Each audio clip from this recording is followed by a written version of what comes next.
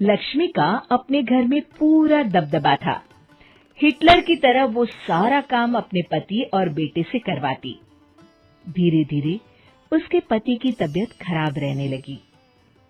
सुनो जी, अब आप बुजुर्ग हो गए हो, काम में भी अब हाथ आपके फुर्ती से नहीं चलते। अरे भाग्यवान, भगवान से डर। तुझसे मैंने शादी अपने इकलौते बेटे के अच्छे पालन पोषण के लिए की थी, लेकिन तूने तो उसका बेड़ा गर्क कर दिया। मैंने क्या किया? पढ़ाया लिखाया, अब नौकरी नहीं लग रही तो मैं कैसे जिम्मेदार हो गई? अब घर में बैठकर रोटी तोड़ रहा था तो मैंने कहा काम ही कर ले। एक तो भला करो और ऊपर से बातें सुनो। तभी सारंग वहां आ जाता है। बहुत भूख लगी है माँ, कुछ खाने को दे दो। अब तुम्हारे पापा का हाथ तो चल नहीं रहा है। मैं ही जा रही हूँ आज किचन में, बनाती हूँ कुछ। हे भगवान, कैसे होगा इतना काम मुझसे? लक्ष्मी किचन में काम कर रही होती है कि तभी अचानक उसे आइडिया आता है। अरे मैं भी ना, अरे यहाँ तो फ्री की नौकरानी ला सकती हूँ मैं, फिर मैं क्यों खाना बना रही हूँ? उस दिन लक्ष्मी सारंग की पसंद का खाना बनाती है और बैठकर उसे बड़े ही प्यार से खिलाती है।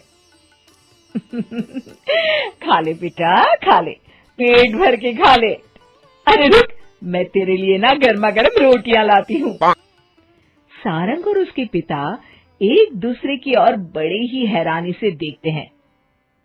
बेटा सारंग, जरूर दाल में कुछ काला है, वरना ये औरत तो हमें बासी खाना भी सुकून से ना खाने दे। सुनील की बात लक्ष्मी सुन लेती है और जोर जोर से चिल्लाने लगती है। अरे हाँ, भलाई का तो जमाना ही नहीं रहा। एक तो आग में खुद को जलाकर तुम लोगों के लिए खाना बना रही हूँ और ऊपर से तुम्हें दाल काली लग रही है। अरे माँ, पिताजी का ये मतलब नहीं था, तुम बुरा मत मानो। अरे हाँ बेटा, तू कहता है तो मान लेती हूँ। लक्ष्मी सारंग के पास बड़े ही प्यार से बैठ जाती है और फिर कहती है, बेटा मैंने ना तेरी शादी करने की सोच ली है। अब तेरे पिताजी के हाथ भी नहीं चलते, तो सोच रही हूँ तेरे लिए बीवी ले आऊं। अब पता नहीं ना मैं भी कब मर जाऊं। अब ऐसे भाग्य भी कहाँ है हमारे। क्या कहा? अरे हाँ, तुम तो चाहते ही हो कि मैं मर जाऊं, लेकिन मैं अपनी प्यारी बहू का चेहरा देखे बिना नहीं मरूंगी। हाँ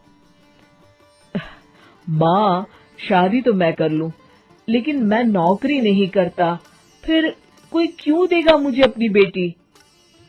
अरे क्यों नहीं देगा बेटी? इतना बड़ा घर, खेल खलियान है, किस चीज की कमी है हमारे पास? जो आएगी राज करेगी, राज। हम तो ना कर पाए राज, ये बोलो कि एक और नौकर तुम्हारे पास आ जाएगा। मैं कहती हूँ चुप हो जाओ। अरे खुद के घर का खाना बनाएगी तो क्या नौकरानी हो जाएगी? अब तुमसे तो किचन का काम होता नहीं, तो कोई तो करेगा ना।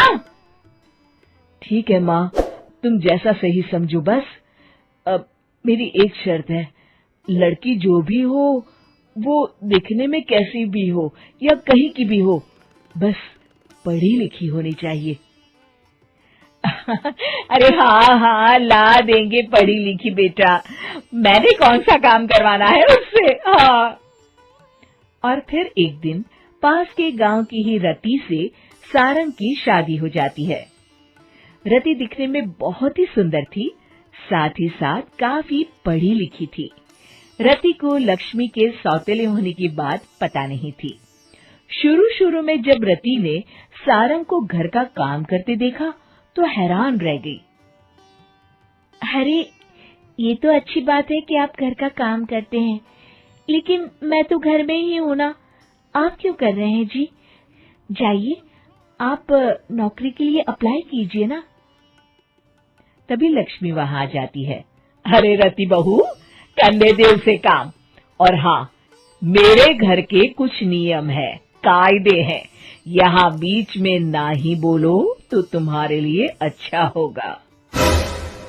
रति को लक्ष्मी की बात कुछ अजीब सी लगती है।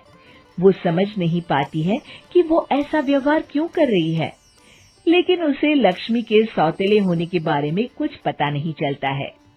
फिर एक दिन तो हद ही हो जाती है।